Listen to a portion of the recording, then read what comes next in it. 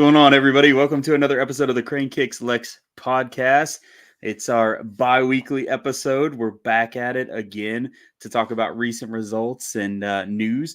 Not a ton of news coming through the pipeline, but that's okay. We can talk about some of our recent matches on the USL 1 side. Obviously, we're in a little bit of a slump, but that's okay. We're not going to let it get us down. We're going to talk about that. We're going to handle some listener questions first. Let's check in with the crew. How's everybody doing? Kyle, what's up with you, man? Well, like much of America, I am invested in college football 25. I know you two are as well. And Yeah. when I close my eyes, all I see is the pre-snap play art. If there's a moment of silence, it's quickly filled with just a cascading drumline solo. I cannot get away from it. I can't stop playing it, and it's consuming my life. And it's fantastic. As someone who grew up playing the OG games, like many people in my age group, I'll tell you what, it is everything and more. So it is a long time coming, and I know you guys have both gotten into it as well, playing the different dynasty and Road to Glory and everything like that. So I'd like to hear your all's thoughts on the game itself. I did take a trip to Chicago, kind of like an anniversary trip. That's not nearly as exciting as the video game, however. So we could start there and continue that conversation. College football 25 is all that. Your wife's not listening, right? No. What Kyle meant to say, just in case. This is just in case. He told me it was way more exciting. But anyway, man, I'm actually probably in the minority. I never actually played in any of the NCAA college football games. Like, I don't know. I just never really picked them up. I always played Madden and then FIFA. FIFA always kind of consumed me. Madden was like an every 4 years type of thing that I would pick it up and then see what's new with it. But I never really did the college football stuff. I couldn't avoid the hype, though. I couldn't. Like, everybody around me from all directions was just like, oh, man, I'm doing this. And I made this player and I did this here. And I'm like, oh, I got to do it. I got to check this out. And I'm having a blast. I immediately, the day after our match against Madison, I picked up the game. I played as Minnesota. I'm from Minnesota, and I kind of like the Gophers still. Like, that's kind of still my team that I like to root for a little bit. I like how when you said that your Minnesota came out, you said you're Minnesota. The O's get me, man. Not everybody picks it up, but the O's they gotcha. sneak in there sometimes. But no, I had to go, and I played against Wisconsin, and I destroyed them. I was merciless, completely crushed them. I know I texted you guys the scoreline, and it was like very cathartic for me to get revenge on the state of Wisconsin. I just imagined it was LSC versus the Mangoes, and that was my revenge. But no, it's been awesome. I'm currently playing Road to Glory. I made my own character, a quarterback. If you're watching the video version of this, you already know my quarterback's name. His name is Thatatron Chadsworth. So super stand-up guy, unique name. He's going to stand out. He's already earning the coach's favor. Won't be long before I take over that number 1 starting spot, lead Northwestern to glory. That's the school I ended up going with. I'm not really a fan of them, but you know what? They had the best all-around offer for Thatatron, and I got to do what's best for Thatatron. So that's where I'm at. I'm having a blast. Dylan, what's up with you, man? Nothing much. Yeah, I've been enjoying the game as well. We'll dive more into that. I'm a root beer connoisseur, so I bought a bunch of like different random craft root beers just yesterday, and I just opened this one up for the pod, Dublin, Texas root beer. So it's pretty good. Dang. I'm enjoying it. But yeah, I love to drink a nice root beer and play the game. I've been loving all the modes. I think I fell a little bit out of love with the Road to Glory mode though, just because like it kind of gets ridiculous with some of the like requirements and stuff. Like one time I had an offensive coordinator was like, all right, we're going to need you to do 3 rushes for 20 plus yards. And then they gave me the ball twice in that whole game. I'm like, well, Dang. what do you want me to do here? Like, Yeah. I can't rush 3 times if you give me the ball twice, That's so frustrating. yeah, it is frustrating. But I've been really digging the the dynasty mode. Like, I really have been digging it, and I've been spending so much time, like literally a whole week in that mode. Like, takes an hour because you got to play Yeah. the game, and that takes a long time, you know. And I'm only playing offense too. I know you, Mhm. I know you do the same thing as me. Um, so like when you're simming the defense, even the matches are still really long. So and then you add on the recruiting thing, and you have to like kind of have a keen eye a little bit, like pay attention if you want to get good recruits. And it like takes a while. It's like really tactical, and you have to like really think about it. And especially if you have a high difficulty too, like it's crazy. I've had to stay away from it. I had to warn my wife and be like, listen, the first few hours that I have this game, I won't actually be playing the game. So if you look over here and it looks like just a roster with a bunch of names, like I'm recruiting. Okay. Yeah. I'm into it deep. These kids aren't going to get to school by themselves. So you have to get out there, turn over all the rocks and shake all the bushes and things like that and try to find those diamonds in the rough. I will say the whole like pipeline thing kind of helps, like knowing a little bit about that and not being like, oh, I made this guy, he's cool, he's from Alaska, and like actually trying to get a coach that is, from where they play football, preferably where they do it really well, like a Texas or Georgia or Ohio, a place like that. So I've spent quite a bit of time the last 2 days playing it, as I mentioned, and it's been really exciting to also see how like some of the season might play out. Like if you're a fan of just college football in general, it's a little strange. Like the first season, I want to say UNLV maybe was like one of the first quarterfinal teams in the college football playoffs. So I don't know if any futures, might be wanting to wager on UNLV or a team like that. It is I think Syracuse was the number one overall seed. So kind of wonky too to see how the seasons play out. Yeah. Yeah, once It's you get strange. through, then like anything can happen and anyone can be ranked at anywhere. Like there's no like hierarchy anymore. I've had to stay away from Dynasty because I know that once I start it, I'm going to be completely invested and I'm just going to be like zoned in and I'll be lost forever. So for me right now, the road to glory has been a light pickup, and I just go in and me and Thatatron do our thing and try and earn our starting spot, which I'm still annoyed. I had a chance in the very first game. They put me in because we were completely crushing the other team, and Thatatron had 2 completions, 1 incompletion, and then a rushing touchdown. Plenty of successful plays, and still hasn't gotten a look, but that's okay. I'm gonna get into Dynasty at some point because I love that stuff. I love like the recruiting elements and just the team building. I think it's just really a cool aspect to try and see what you can create and then how far you can take that. But I know me. I know I will be deep into that pool once I start it, and it's there's no coming back, not at all.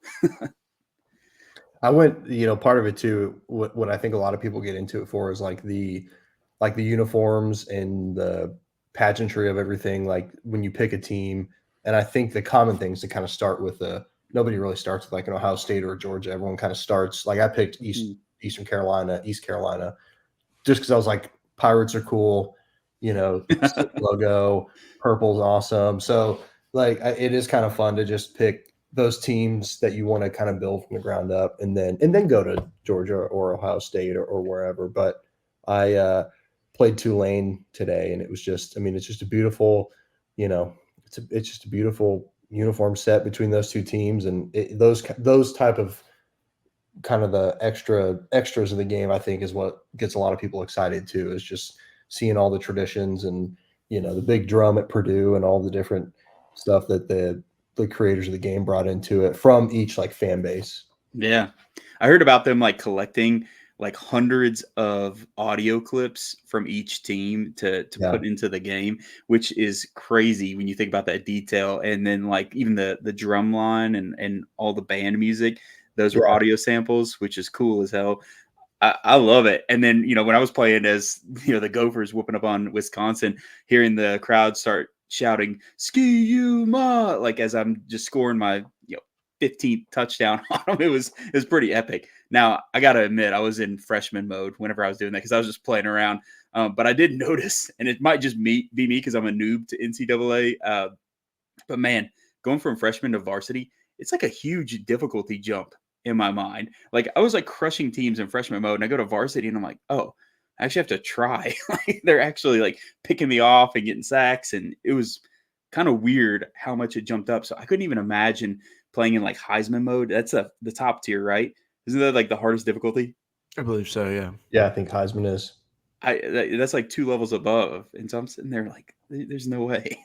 I gotta get good, as the children say. Like I gotta get good. Yeah, you do. You kind of find what you're good at, and like, if you're terrible at, I think the first game I played, I threw 5 interceptions. Like, I'm like, all right, let's maybe run the ball a little bit more, and had a lot more success. Yeah. And then also finding the playbook that you like is important as well. That's really key, is you find a good playbook and then something that like fits your scheme and your team, like you gotta, it gets really in the weeds with it, but if you do it right and you put a little effort into it, your team can sing, man. It's crazy. Like I run a lot of option plays. And Yeah, it's just like I just crisscross defenders. It's crazy. The biggest that's what I've had a difference, lot of success with. yeah, the biggest difference in terms of play calling, because I feel like I play a similar way where I like spreading the ball out, but then when I'm running, I like running off tackles, right? Like a lot of stuff laterally versus like straight north and south. I don't do too many options, but one of the things I've really tried to learn more about is the RPOs in this game, and it's really tough. Like it is one of those kind of risk and reward things where you actually, now this again, I don't want to act like I'm an athlete or anything, but you actually start understanding like the quarterbacks who go through these decision making processes. Like, all right, the defensive end, whichever way he collapses, that is like going to determine which, what I'm doing. Am I keeping the ball? Am I pulling it? Am I handing it off? And like, so I'm trying to run some of these RPO plays where, you have little bubble screens, and you also have the option to hand it off, or you have the slant, and it's like 3 different things based on what one defender does or what 2 defenders do. And sometimes you hit it for like a huge gain and it feels awesome. You feel so smart. You're like, I'm basically Kirby Smart out here. Like I'm a genius. Or you complete a pass for -5 yards and you feel like an idiot. And it's really like boom or bust. So the RPOs, they kind of give me a little anxiety, but I'm trying to play with them a little bit more because that's kind of how the game's gone. Like quarterbacks now, everyone works in the RPO somehow. So trying to come up with some of those run pass option plays and like actually successfully performing them is tough, but that's kind of been a fun challenge for me on offense, at least. And like Dylan said, I've played a few possessions defensively, but I really stick to offense as well. It's tough. It's tough. Like the defensive side is tricky in my mind. Like I don't know, just wrapping my head around like, okay, what do I do? And like the control schemes, I went and did like the training stuffs, and then looking at the different controls based on every single different like scenario and who you're controlling, it's kind of overwhelming at first. I like start like looking at this and I'm like, all right, I think triangle does this, but now I'm not controlling that player anymore in that position. So what does triangle do now? It's a little daunting, but we're getting there. It's great. It's just fun. It's a good time. It's the thing right now. And now we spent 13 minutes pitching the game, so we probably just sold at least another 100,000 copies for EA Sports, and I'll be expecting our check here pretty soon. Yeah, especially because Thattington Chadsworth or Thatatron Chadsworth, he needs his money. Just saying. Yeah, we're also like pitching maybe the most popular game ever to come out. So like people are like, yeah, we get it. We have the game as well. Very cool. Yeah. EA, like I really can't say anything because EA has given me codes before because I do write video game reviews sometimes. So I've gotten codes for EA games, and I will probably be getting I can't say that for sure, but I'm going to try to, I'm going to try to for the new FIFA. So, man, so like Dylan's gonna have the one up on everybody. He's gonna be out there just like working everybody over. Dang. We're basically just over here like, hey, I don't know if you guys have heard of Taylor Swift, like really good artist. Maybe check her out, like just in case. Like just check out this college football game. And the other thing too that kind of blows my mind is how I wonder how long Chris Fowler and like Herbstreit took to do those recordings, because there are so many specific Yes. like audio clips for like almost Every scenario. every scenario you could think of, and then Yeah. probably some you couldn't even imagine. I heard they That's got into awesome. the thousands. Like I was reading about that, and it was also in like the thousands of like little sound bites that they recorded, Yeah. which the amount of time in the studio doing those, it's Honestly, wild. 1,000 seems small to me, honestly, with you. I would definitely expect it like millions, I'm exaggerating at that point, Trillions. but like tens of thousands, really. Yeah, I it might be. I don't know. They weren't super specific, but the amount of detail is pretty out there. Although like I wish they had done some more music licensing, so we didn't hear Mo Oh Bamba yeah, 14 I times in the know. same game. Yeah. Like it's fine to play, but like after the 14th time you've heard it, and you're like, okay, you got anything else up there in the booth? And then they're like, we got drums, we got snares, let's go. And I'm like, okay, that's fine. That's at least the vibe. So I don't know, but it's fun. I got two gripes about the game that I've noticed. First of all, the one I knew about, no L's down. That's a shame. I wish they had like hater hand signals as well as like the positive hand signals. Like you have the Yeah. Longhorns and the Wolfpack and all that, but they should have done L's down for Kentucky fans, and whatever else Yeah. you could come up with would be sweet. The other thing is, I have no idea why the contrast on the timeouts. Like I have no idea how many timeouts you have left. I don't know. Maybe it's a Yeah. TV setting. Like I call timeout and it still looks like I have 3 timeouts, and I don't. Yeah, that might be you, because I can definitely see how many I have. Okay, cool. Well, Yeah. it's good to know. I have noticed Yeah. I've noticed like a few bugs here and there, like just really random kind of odd stuff that Yeah. those seem in the recruiting like area. There of, are like, times when my scoreboard and like time doesn't come up, like in the middle, like in the game, like when I'm trying to make a decision on what play to call. I don't know how many yards I need or what time it is and what the play clock says. I mean, that's really bad. I can't see any of that stuff. I don't know. Though I'm hoping they'll work it out. It'll be fine. At some point, I'm sure they'll push out those little updates here and there, and then there we go. We got a second song, so it's not all Mo Bamba, and maybe they'll get the L's down for Kyle because they're listening right now. The execs are listening, and they want that to happen. So we got this. It's fine. Okay.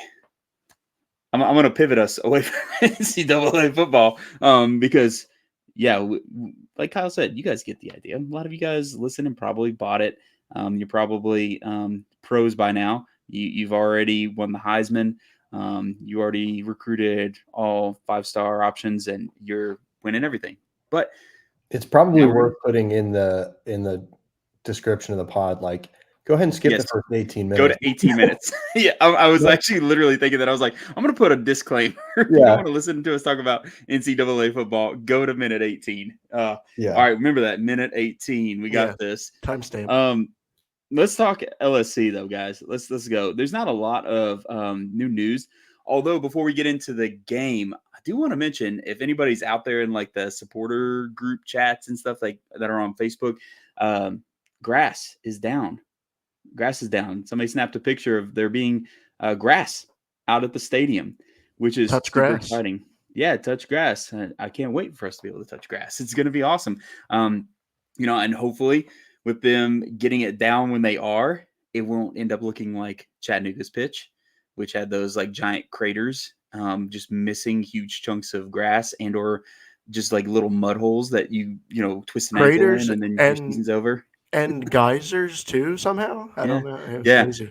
The water was just like spraying 20 feet in the air when people were running. So yeah, hopefully our grass will settle in and everything will be super nice and ready to go whenever we are actually there in September. I'm super psyched. Every time that somebody snaps a picture and posts it, I get even more hyped because it's becoming even more real. And I'm like, oh my gosh, like it's coming together. And we've said this many times, it's not going to be the final product whenever September comes around, but it will be, playable. It'll be somewhere for us to call home. And then whenever everything finally becomes its final version, its final form, it's going to be awesome. So we got updates there, which is cool. Aside from that, not a whole lot of changes or moves on things except for league results and Jaeger Cup results. So since we were last together, we had a league match. We had a Jaeger Cup match. Tormenta, Madison, back to back, one home, one away, both of them losses. So now we have 3 losses in a row, unfortunately, across our 2 competitions. And this is kind of where we're at. Now, that Tormenta game, we didn't get a chance to talk about that because we hadn't been together. A Tormenta game felt pretty hopeful for that first half. I don't know how you might feel a little different, but that whole first half, it felt like we were actually kind of clicking. There was some momentum happening. The lineup that was out on the field, I got to point it out. We talked about an ideal lineup because somebody had asked us, like, who would you put on the field? And whenever they put out that lineup for Tormenta, it was pretty similar to what we had all said, minus maybe one player, I think. I think we were off like one player and maybe not necessarily the same formation, but in general, same personnel. The Venn diagram was almost a circle. Mm-hmm. That's right. The Yeah, overlap was crazy. I was going to say, I think, like Lealty, I can't remember exactly if we all had I did not. lineups. I know Dylan probably didn't. I did not. But otherwise, yeah, as you mentioned, a lot of the, I mean, Kalen Fox, a lot of those guys that Nico Brown, Tate, like those guys that were around last year that we were like, hey, let's maybe get some of these folks more consistently in the lineup. So yeah, I agree. It was a pleasant change of pace. It really was. Now, I feel like we had a lot more attack to us, a lot more teeth in that first 45. We did. And I think that personnel change probably had a lot to do with it because the chemistry was different in my eyes from what I was watching. It was definitely there. It was definitely there because like they were passing a lot, getting a lot of passes off between each other. They were getting shots on goal for sure. Like there were so many shots where we were like, Jesus, like how did that not go in?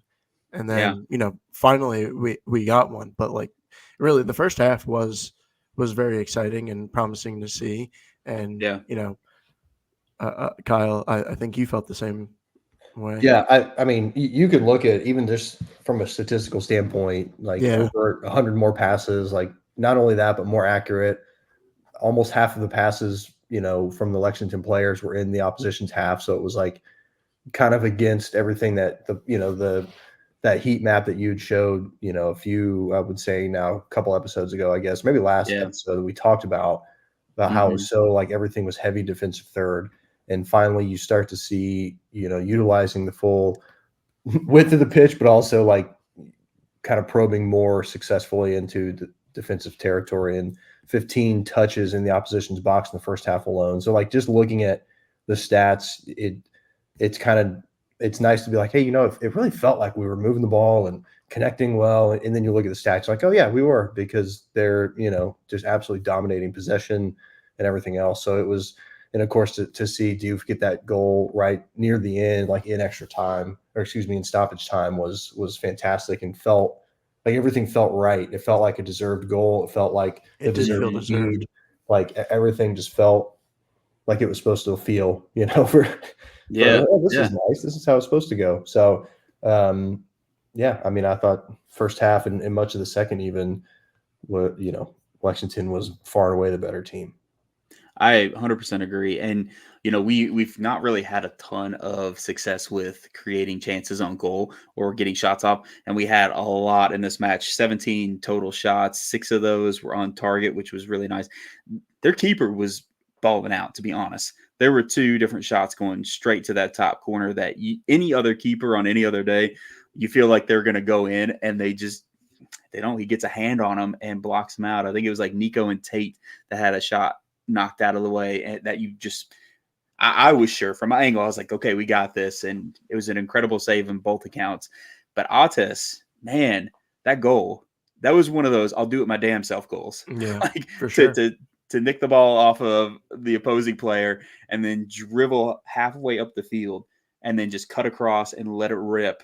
That it was amazing. Like that is a goal that was pure hustle. That was pure hustle. That was pure I'm scoring.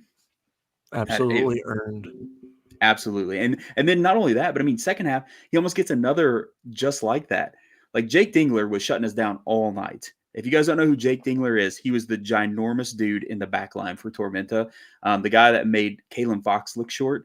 That was who was constantly clearing out any type of crosses. He was always there, just blocking us out.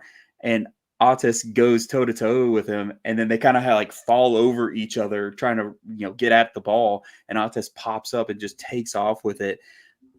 If he had just had a little bit more space away from Jake Dingler, I think that he would have had a cleaner shot on goal, and he could have had a brace. But that's what I'm talking about with that game. It wasn't just Otis. Otis is the first person that comes to mind because of those two instances.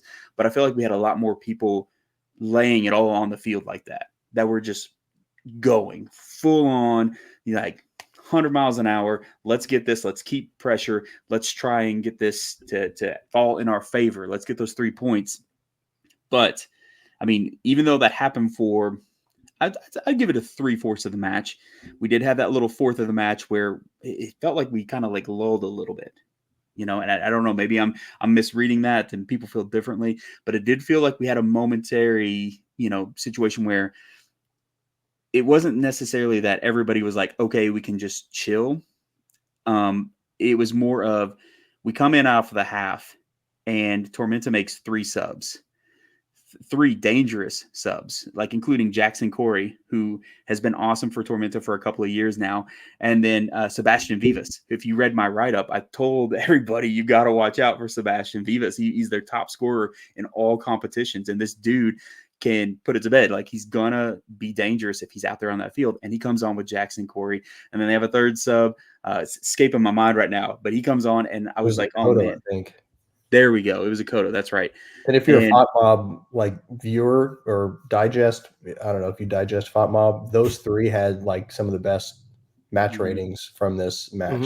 And yes, I mean it was the immediate impact of their presence and then a lack of a response, I think, from Lexington as well to kind of counter what Tormenta came out with in the second.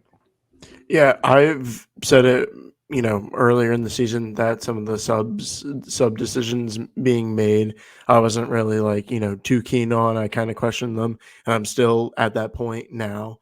Like, like the point in time of which we make subs, I think is always way too late. And I always feel like we're taking the wrong people off. The people who are always putting in the most hustle, I feel like, are getting taken off first. And like, those are the people making the effort, and that's when that kind of like lull happens. Like, the lull happened right after like Tate gets taken off, who I thought was having a really fantastic game. He was really a contributor to the brilliant first half that we had. So things like that, I start to wonder, what's going on. And yeah, Tyler, you said it really well. If we can make points of like, oh, who to look out for, other people should be looking out for those people as well. Yeah, it was, it's tough. And soccer's a chess match moving at high speed. And so it's always going to take a little bit of time to adjust to that many subs that come on at the same time.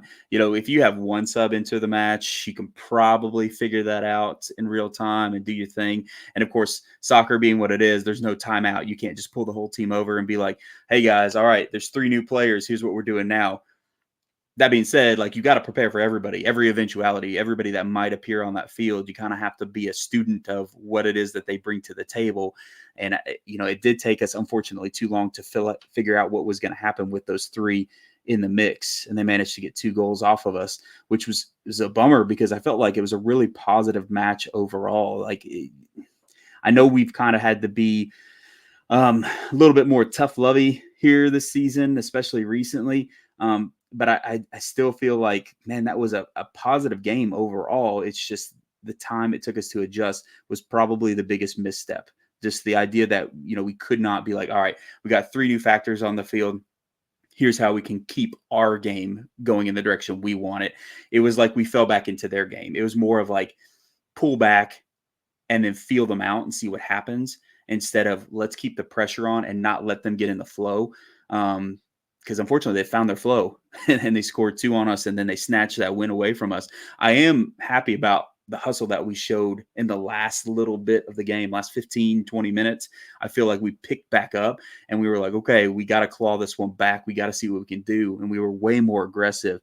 But at that point, it could have went our way, but it felt a little too late. But I don't hate the performance overall from the Tormenta game. And that might be kind of unpopular because I know a lot of people have some real strong feelings right now. A lot of people, I've said this before, like, will DM me or text me about, match results and stuff, but it made me feel like we were at least kind of moving in the right direction. I don't know if you guys felt that way or not. Yeah, I do actually, and I think one of the things I mentioned to you two afterward, and is a kind of a common theme even for the Forward Madison match, is like in a vacuum, that's not a terrible loss, and it's not. I mean, it's you never want to drop matches like that, blowing a lead at home, et cetera, et cetera.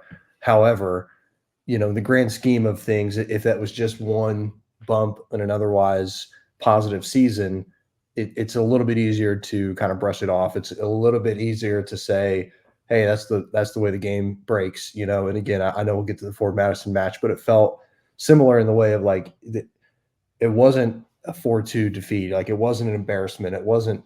But the problem is it came after those embarrassing losses, right? Like, we still have the Union Omaha. We still have the result in our mind. We still have the first Ford Madison result in mind. So just, having the disappointments leading up to it makes it almost as more unacceptable, because it's frustrating to be like, it looked better. It felt better. Even on paper, the stats bear it out, and to take the loss anyway, it sucks. And that's where I think, like, any other season, maybe like in the middle of the season, a match like that, it's like, hey, chalk that one up, got us this time. But the fact that it's happened again and again, and I feel like I don't know if it's deja vu if you just keep saying the same thing over and over, but I feel like all these episodes are starting to sound the same. Yeah. Yeah. I mean, I kind of feel like we're just on like a singular track. There's no like diversion from our track onto a new one. So yeah, you're right. It does kind of feel like deja vu with this. And that sentiment, I feel like it's okay to feel that frustration that people are voicing, like, oh, man, this like string of stuff. But you're right. You're right, Kyle. It did feel like, okay, maybe there's something more to what we were doing in this one. And I can't really complain personnel wise. I already said it. Yeah. Like, a lot of us asked for the personnel that was out there to be out there. And if you watched the Omaha match and then you watched this match, you couldn't it wasn't the same team out there, right? Like, it wasn't the same Not at team. all. But what I want to know is, like, because Dylan kind of went in on him last episode, what are your thoughts, Dylan? Like, seeing that, I mean, at the end of the day, a loss is a loss, but I mean, maybe I'm just the optimist. I just feel like I'm grasping for something to kind of be like, hey, it was like, the results will come if that's the effort, right? Like, if that's the performance, then the results will come. Part of the problem is it's already almost August, and you're running out of a runway. But I don't know, Dylan, what do you think? Yeah, man, I'm like between a rock and a hard place, honestly, because I am frustrated, but I do like see the value in the performance. Like, I see the value in what the lineup did, and like what they were able to do in the first half, and to some extent in the second half, and what those players in the right positions can do. The chemistry is just, we've talked about it. We've hammered it home so much. The chemistry just oozes when, the lineup like that is on the field. But to me, it's frustrating in the sense of we just got blown out at home. Right. And that was like that was an angry loss for me. That was really like made me really angry. And then this loss was more disappointing of a feeling to me, because you gotta fix those mistakes. We're at home, like, after all these away games too. We had so many away games, and now we have like this little home stretch kind of, and you gotta get right, and not adjusting to the tactical adjustments. I mean, what's going on here? Like, I don't know. It's really frustrating. I just have more questions than answers than I did at the beginning of the season.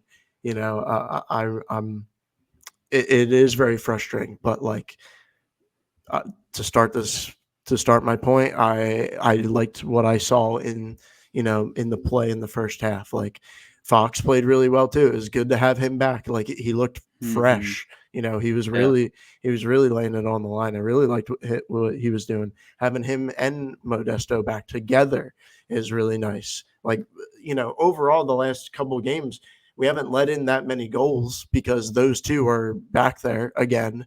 Like, they're a solid defensive pair for the center backs. So it's very. I have the panic button very, very close to me Yeah. right now. So I think that's definitely fair for like season, like league results for sure.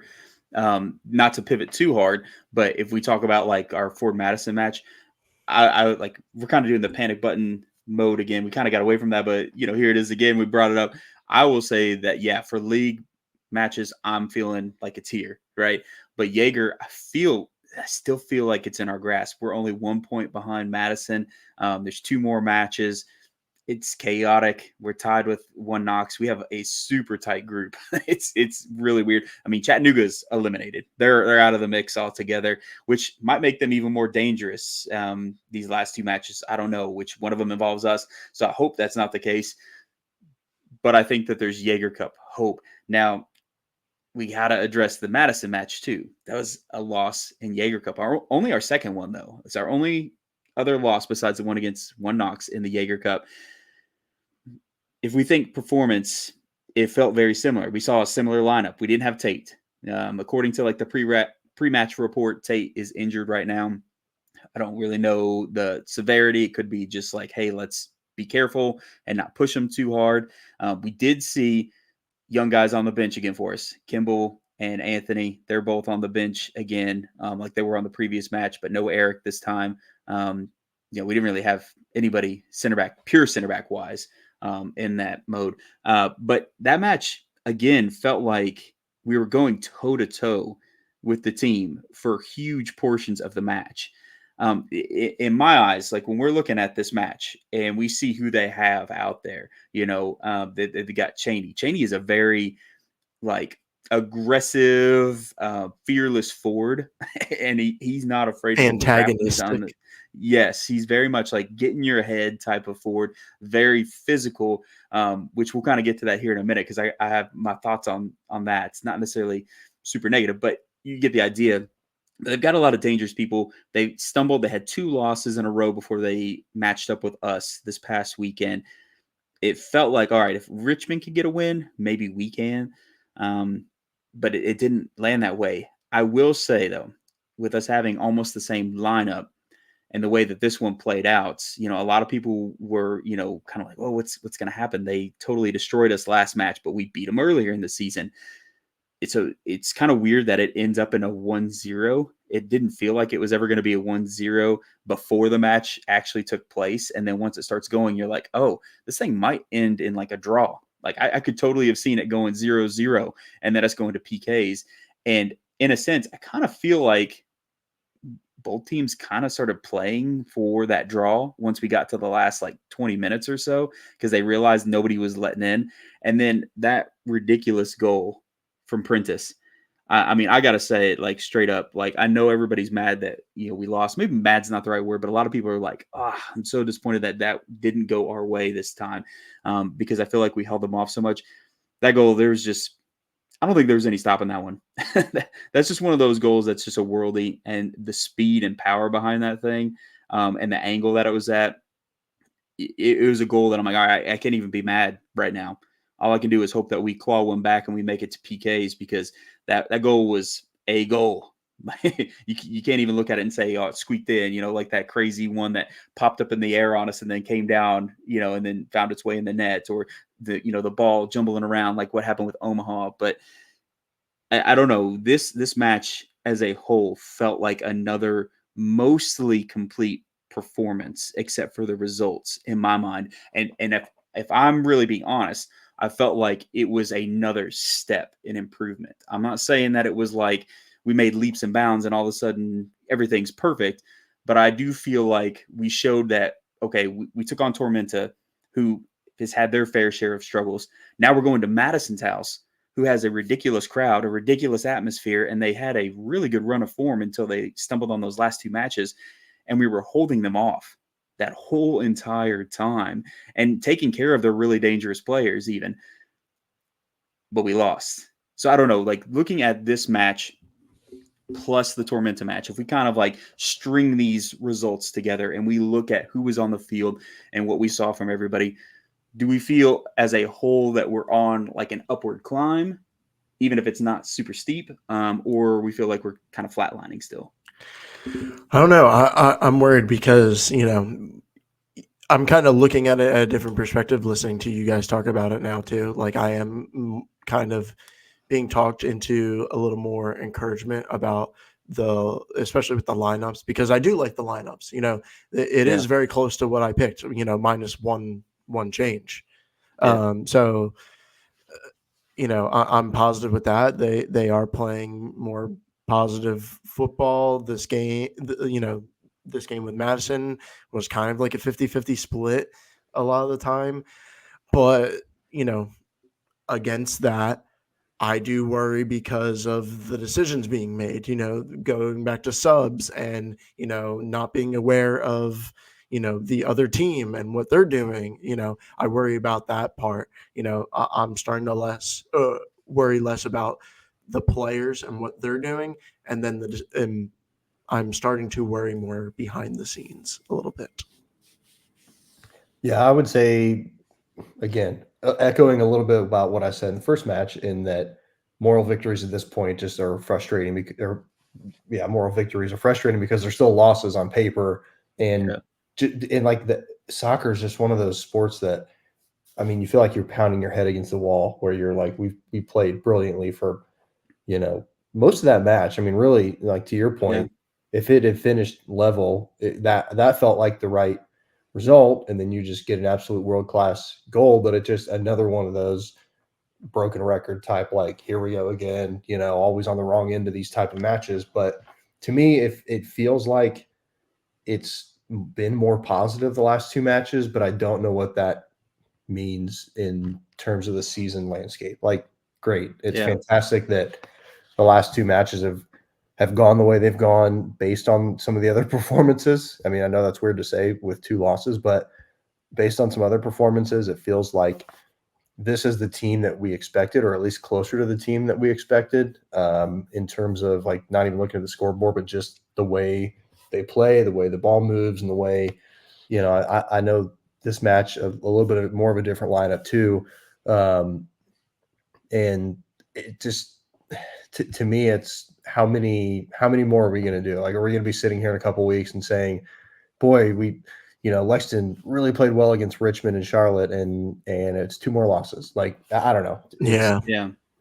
At some point, it's you like, winning is like, you have to learn how to win sometimes. You have to learn how to get those 3 points versus a 1 point or a loss. Like, it's kind of just goes back to that weird blend of, you need to have a winning culture. Very hard to do in a young organization, but at the same time, like, I want to start seeing, and also, like, a lot of the players that were brought in, that was kind of the thing, right? Maybe a little bit older, maybe a little bit more experience. We had a ton of first-year pros on last year's team. Like, it was their first professional experience. Not the case this year, and yet it still feels like the big moments in matches are like they slip through your fingers, and it's frustrating as a fan for sure. But at the end of the day, I think there are certainly some performances that are like you can kind of build upon. The only problem is we're running out of, like I said, running out of runway, running out of room to climb on this, and running out of matches and opportunities to get back on the League One side of things too. I mean, I do agree with your point that obviously the Jaeger Cup's still up in the air, but when it comes to, League one win in 10 matches. That is pitiful. Like, it's pitiful. Sucks. Yeah. Hurts to hear that. It really does. 1 win in 10. I mean, it's hard to, and again, I think if like you shared the site that has the combined standings, I do think this team still goes at it like 1 week at a time. It doesn't, based on some of the lineups and things we've seen, like it doesn't feel like the Jaeger Cup's different to them. And I still believe that. I know I've been saying that all year. So it is frustrating to be like, hey, the Jaeger Cup performances are there, but the regular season isn't. I kind of wish they were combined like last year. Yes. Now you're looking at a team that's more in the mix for playoff, but the way it sits still, it's like, yeah, 1 victory in 10, and it's a kick in the gut. Yeah, I mean, we beat Greenville 1-0, and that felt good, getting an away win, against like getting over that big hurdle. It felt like we talked about that. And then immediately to come home and then get shellacked. And then next week after that, you get a demoralizing win where you get dismantled. You're up and then you get taken apart, and then you go away and you just kind of like you fight really hard and you come up with nothing. Man, it really feels like we're pushing a boulder up against a hill and we're just doomed for that boulder to just come back down at us. It kind of feels like death by 1,000 cuts, but the cuts are getting smaller, but they're still cuts. Sisyphus, who had to roll the boulder up the hill and then it rolls back down. Yeah. It's where we're at. And I got to say, something kind of stood out to me too. Like, if you look at our defensive line, and we've had goals scored on us, but they've actually had really good statistical games. Like, they've had mountains of clearances, they've had blocks, they've had interceptions, they've been clean with their passes, especially in the Madison game. Like, it's really caught my eye that Uche was like the guy that was going to battle with Cheney the whole match. And so Uche kind of like sacrificed certain statistical, attributes or accolades to just stay on him and frustrate him. And it worked because Cheney was, picking at him and he was picking back. And then unfortunately Uche gets a card, which I think Cheney should have gotten a card. He was kind of going at everybody all day, but it is what it is. But, he was locking down Cheney. That seemed like it was his job. His domain was to keep him in check. And then, you look at our other defenders, Modesto, Kalen Fox, they had really great games. Our wingbacks were impactful. By the time you're listening to this, that Jorge won player of the match. He did really awesome in that match. And really, it was a tough choice. I feel like a lot of the people in the back line did really well. And that's why this player of the match was so neck and neck between 3 different players. It was a tough one. What stands out to me about that, though, is they are working super hard. They're super hard, like working super hard the whole entire time, like running up, running back, locking down these really dangerous people. And it's kind of like when you spring a leak in a dam and eventually that dam's going to break because it wears out. It cannot keep holding back the flood forever. And this kind of goes to Dylan's point about subs. We see plenty of offensive subs or subs in the midfield. And I know it's a scary thing to make subs in your defensive line. It's very scary to make subs in the defensive line because they kind of got like their flow right, and you really want them to all be in sync and kind of serve as that last line that's going to keep out goals. But especially when you're playing with like wing backs, they're going to wear out. And this is nothing against Chris Liu Young or Jorge Corrales. They ball out, but they have a lot that they have on their plate, a lot that they're responsible for. So then there's like this side of me that's like, would it hurt us to have a defensive sub here and there to kind of like, freshen our legs, especially whenever these teams here lately keep throwing subs at us, like by bunches. It's not like they're just sending out one person at a time on us. They're sending out 2 to 3 subs at a time to try and overwhelm us. And all of a sudden we've got 3 guys on the field with fresh legs and we have tired legs, or our fresh legs are on the offense, which is great for keeping pressure on. But in those moments where they finally, push us back into our own half, we want some fresh legs back there too, because, these are athletes, but they're also humans, and your body eventually is going to feel the effects of playing that hard for that long. So I don't know if you guys have any thoughts on that. No, I wanted to bring this up, but I kind of noticed that I've been so high on this guy all season, Caputo, but I noticed like specifically the last two matches, there were a couple of times he kind of blundered the ball away, and he let it get away from him, due to some pressure, and normally he doesn't make those, and I kind of feel like that's just a product of him playing every single match, every single minute. He's been such a water carrier for this team, and that wear and tear that you're talking about, Tyler, and I think it can show. And I do worry about those, the wing backs or the just the fullbacks, however we play them. I worry about the wear and tear on them as well. I do think, to the point of like, if this four of Jorge, Fox, Mendez, Young, or a five added with Uche, if that's our line, I do think that is a good line, right? And I do think they don't, they are pretty solid, and they put up good stats. It's the offense that is the problem, because the offense needs to relieve that pressure off of the defense. There's so much pressure on these guys, and there's so much wear and tear, like you're talking about, Tyler. But the offense needs to score to help give those guys a boost and give those guys a relief, so they're not always, fighting for their lives back there. You made a great point about the defensive sub. Like, I feel like we don't I see that ever from this team. And like, typically, I mean, you wouldn't, center backs almost always play 90, but Mhm. having a fullback that can sub in, like, to just help relieve some of those tired legs, because it does seem like a lot of these letdowns are like in the final, like, quarter of the match, right? Like the Yeah. final, from the whatever you want to call it, the 60 something minute on, feels like that's when the other team's most likely making their tactical changes, right? And then B, when the legs start getting tired, the momentary lapse of judgment leads to something catastrophic. I mean, it's just the way, like, that's the way soccer works too, where at every level, I mean, if you're a fan of England, like that goal that they surrendered, it's just a brief, like, flash of time, Mhm. and you let up a goal in the 87th minute or whatever it was. So it Yeah. happens at every level, but just being able to like anticipate a little bit more and then set up your team to have more success. And I think, to Dylan's point, not only is scoring going to help relieve some of the pressure, but like just being able to possess the ball in midfield, which is something that I don't think our club does very well. And then Mm-mm. I'm not sure, we're much of a club that's going to like maintain possession, but then also win back possession quickly. And so that kind of leads to a lot of that tension being put on the back line, especially along the wings. Mhm. I will say against Madison, I felt like we did a really good job of winning back possession because, like you just mentioned, Kyle, normally we don't. Like they get possession and then they get to have all the time in the world to kind of figure out what they want to do, pass and distribute, and break Th- us down. I And thought, this Madison game, we were actually on them a little bit more. yeah, I thought Nico and Ates did a lot of the heavy lifting on those presses.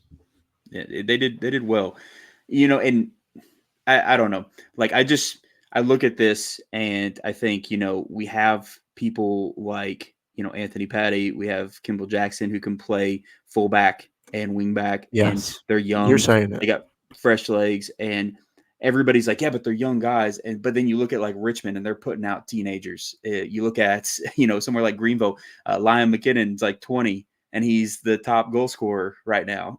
It's you got to play with youth. You know what I mean? This is one of those leagues where if you just kind of sit on your youth and just kind of hold them back, it's not going to get you very far. You have to get them out on the field and get them cooking.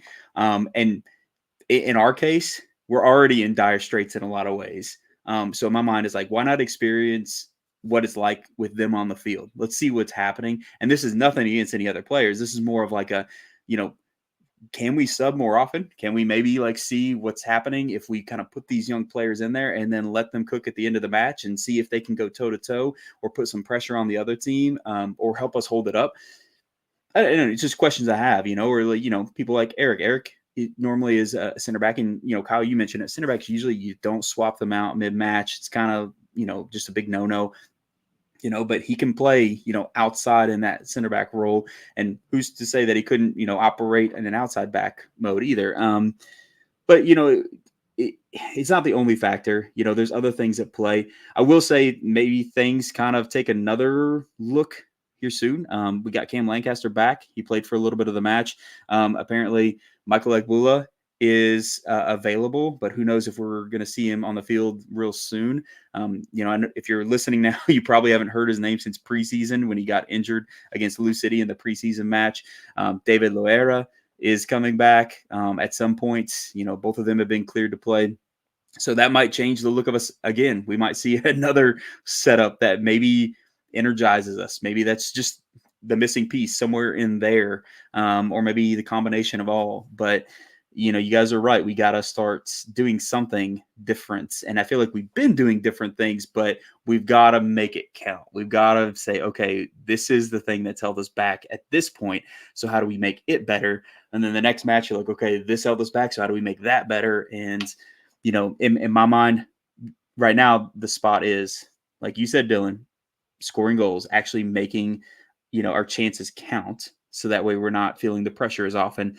And then maybe fresh legs in those outside backs every so often, just to kind of like help keep everybody healthy and aggressive. But, I could be wrong. That's just an outside perspective on this. Amal Knight looked awesome. Yes. In that black kit. Yeah, man. Mm-hmm. Looked awesome. Dude, everybody in all the chats I'm in was going crazy about that black kit. Yeah. Like that might have been like the main thing of the match, that everybody was just like, this is it. Look at this black keeper kit. We need this. It's so awesome. Yeah. It was good. But I don't know. Yeah. I mean, that's my big takeaway. Keep the black keeper kit. Yeah. That's what we'll do. We'll just kind of keep that same vibe going and do our thing. It seems like, obviously the things aren't perfect, but we are moving in a direction. Hopefully we can move in a really positive direction. So we don't have to keep kind of rehashing what's wrong. Because I get that question all the time. Everybody, whenever I ask, like, what questions do you have for us on the pod? They're like, what's wrong with us?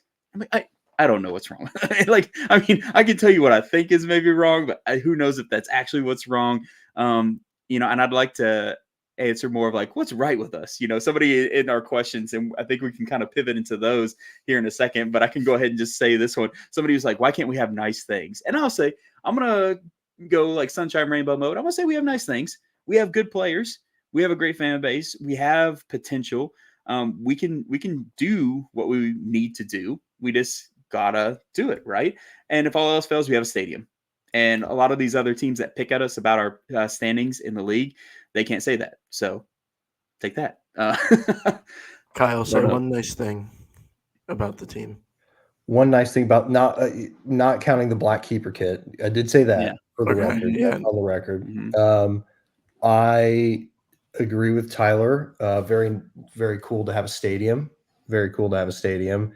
It feels like we said a lot of this stuff in April, but it does also seem like the injury bug hasn't been super awesome to this team this year, as opposed to last year, when I think the team by and large made it through a pretty relatively healthy season. However, that doesn't feel like necessarily the reasons. Oh, you said say something nice. Okay, hold on. I mean, just in general, the whole like look and feel, the kits, the club crest, the logo, the colors, just top notch. So it's a good position to be in, from that side of things. But as for the performance, I will keep thinking, and we'll get back to you. Dylan, say something nice about the team. That was a very consolation prize answer. Yeah, I like it. Sorry, we have our own soccer balls, but yeah. Yeah, looks good, plays well, I guess. I don't know. Yeah. One nice thing. I don't know. That's really hard. I do like the jerseys. We do have nice jerseys. We're only talking about like aesthetic things though. That's so bad. We haven't said anything about the actual play on the field. Some nice things. A test is awesome. That was honestly what I could think of. Yeah, a test is great. Amal, I mean, Nico's a baller. there are I'm lost. individual Nico Brown, like there are Yeah. individual, but that's kind of been the whole point of this team, isn't it? Like, I mean, Jorge Corrales, I feel like has put together a lot of. He Mhm. did hit a little bit of a swoon, but he's kind of come back. But it feels like I think I said on the last pod, like the sum of the parts is like somehow more than the whole. Like I don't even know how that works. Typically, you would put Mhm. these pieces together and it would work, but it just hasn't. So a lot of individual shining moments, which we had Yeah. last year as well, but not a lot of team performances. True, true. Hey, this is kind of a fun one. I told you guys we're transitioning a little bit into listener questions. That was a good segue one. So somebody actually asked me something that had me thinking a little bit. I kind of like this because I don't think we've really done anything like this since maybe last season. Maybe we did this. So somebody asked if we were granted the opportunity to go and grab a player or coach in all of the USL. So I'm assuming that means championship as well to sign to LSC. No money or roster issues at all. What position would you go out and grab for the team? Or like who would you grab is what they asked. I did take that to mean include championship as well. That's what I did because I chose a championship player. I did as well. All right. I'll go first on this one because I don't want you guys to steal mine. Why don't want you to I'm steal gonna. mine? I don't want you to steal mine. I'm going first. Okay, fine. Take that. Rock, paper, scissors. I'm terrible at that, so I'll just give it to Oh, you. okay. All right. You can see. Good. All right. Aaron Malloy is who I'm going with. Midfielder, plays for the Battery. Used to play in League One. Absolute baller. Like when you look at him statistically compared to other people in his position or just across the league, like distributor of the ball, he's that. If he's somebody that can create chances, like, or if you need somebody that can create chances, that's who he is. He is solid, tackling, intercepting, midfield unlock. Like that's what you think of with him. You know, whenever I hear about him, read about him, watch him play, he's just one of those players that just doesn't lose a step. It seems like he's constantly on and delivering amazing performances. And you know, this is no slight against our midfield, but I feel like having a player like him that is just, I don't know, he's immune to missteps. That would take us to a ridiculous level if we could just hold possession in the midfield and have, you know, perfect. I shouldn't say perfect, but near perfect distribution and somebody that can also create chances from those more central spaces. I'm going Aaron Malloy. I actually went into this with the idea of trying to find that midfielder, someone like Mm-hmm. Malloy. That's a great answer. I kind of switched mine. Dylan, do you mind if I go second? I don't want to. No, I don't care. Okay. I actually went with a center back in Sean Tosh from just down the road, Ooh, okay. Louisville, because I think a lot of the issues at Lexington are a little bit more than just what's happening on the pitch. And when it just comes to consistency and always kind of being there in the biggest moments and delivering, I feel like someone that is consistent and, has the temperament of a captain. I know he's not currently I think Harris has been kind of Mm-hmm. going out as their captain lately. But anyway, a player that I think in the locker room, or sorry, the dressing room would have a good voice. And so I think that's what this team could use right now. And I agree with Dylan's points that, and Tyler, you mentioned it too, like the defense has actually put some nice performances together as a back line. Mm-hmm. So it's not as much about that as it is just trying to be a leader, a consistent voice, and occasionally coming up with match deciding goals. Yeah. It's weird how much he scored last year. It was like by the bucket loads as a Yeah. defender. Yeah, and he's It's kind of wild. kept it up this year. I think he had their winner a couple matches ago for him. So Oh man, I didn't realize that. yeah, so he's still performing. Actually, might have been their last match. I think he had a late header, and that Uh-huh. was the difference. And so, just kind of being present, and Mm-hmm. also, that was from my brief research into who I think might be able to help the team. Nice pick. Dylan? So I read it briefly, so I didn't really get that you could pick championship. Like I just assumed that it would just only be League One, but I kind of had a hard time picking this because I came up with like three in a way. I can go over them pretty quickly, but I am a fan of NoCo's head coach. I like his. I feel like he always puts a good product on the field, and you always have to be worried about them. I know that this year they're not doing as hot as they normally are, but like I feel like maybe give them some time still, and they'll find a way. But Just beat Omaha. Yeah, I mean, yeah, you're right. they'll No, you're find a right, way. man. Yeah, you're right, What's man. his They're finding What's a his way. name? Because I keep thinking of Tormentor's coach in my head. I can't. If I say Are you talking about Amon Zayed? yes, Zayed. Yeah, Thank you. yeah. Yes. And The then sweater yes, swag. That's really all you want them for.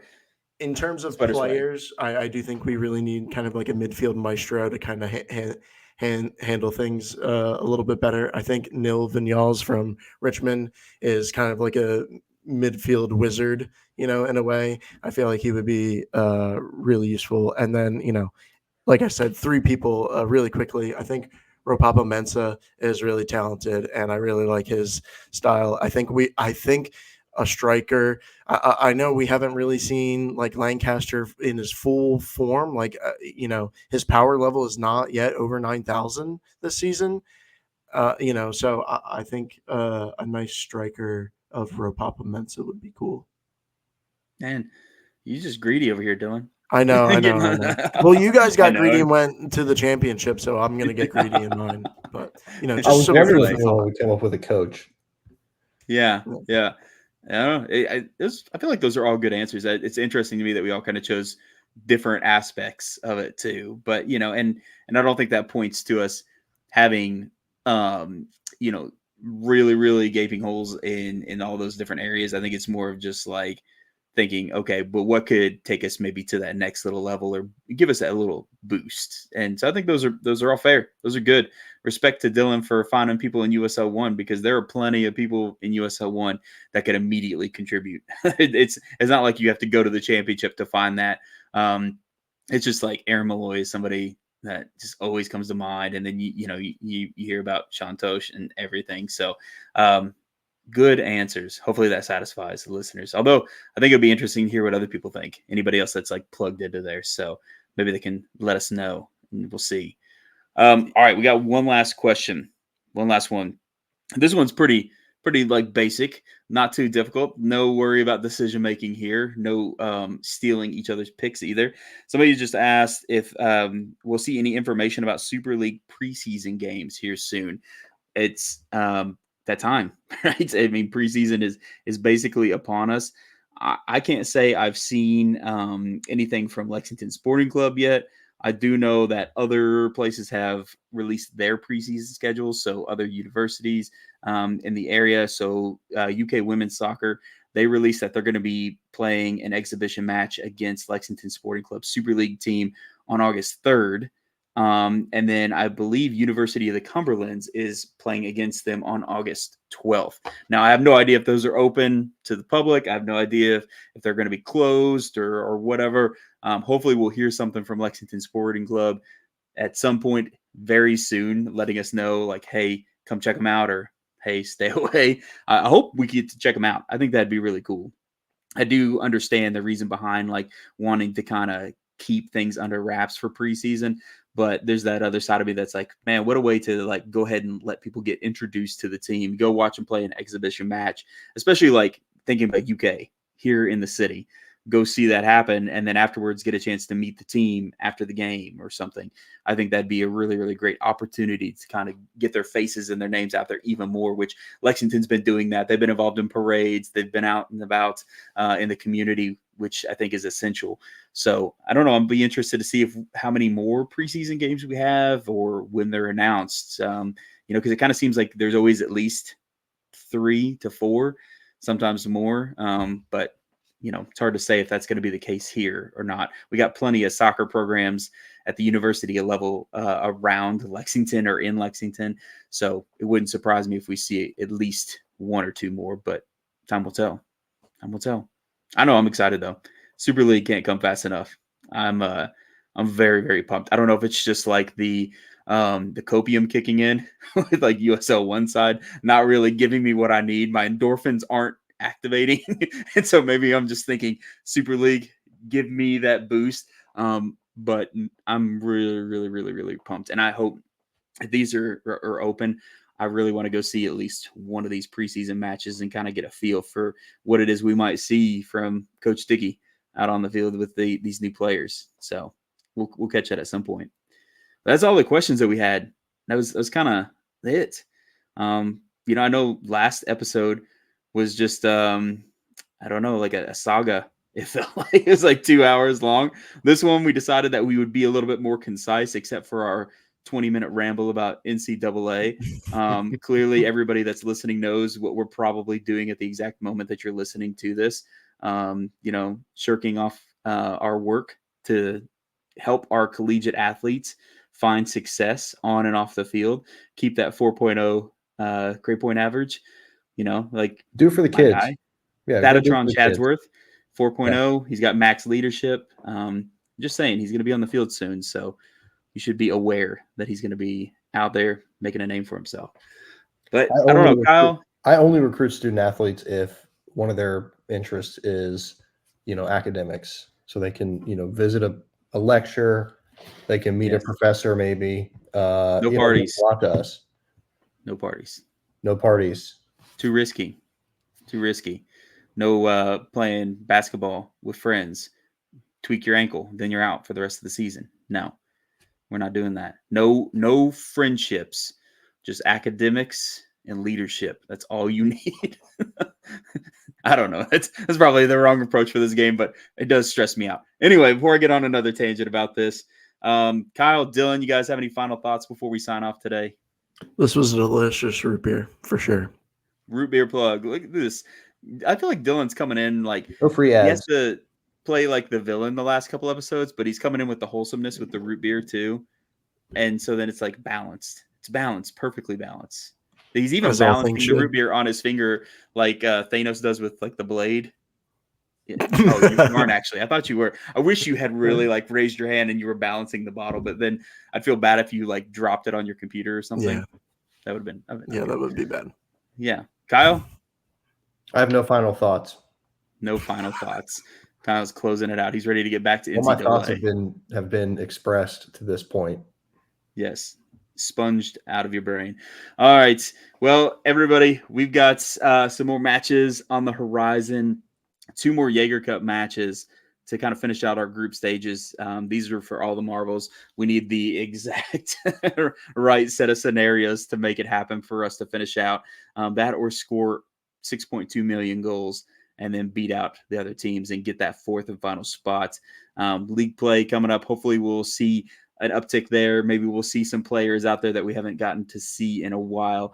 But just keep showing up. Keep showing up. Keep cheering on this team. It's going to feel bad when we have this run of form, but it's going to feel amazing when we finally find our form and we start raking in those points and they give us a lot more to cheer about. So keep supporting. Don't be fair weather fan.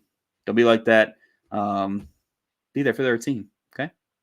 So until next time, enjoy this episode of NCAA football. Oh, wait, Crane Kicks Lex. We'll catch you guys next time.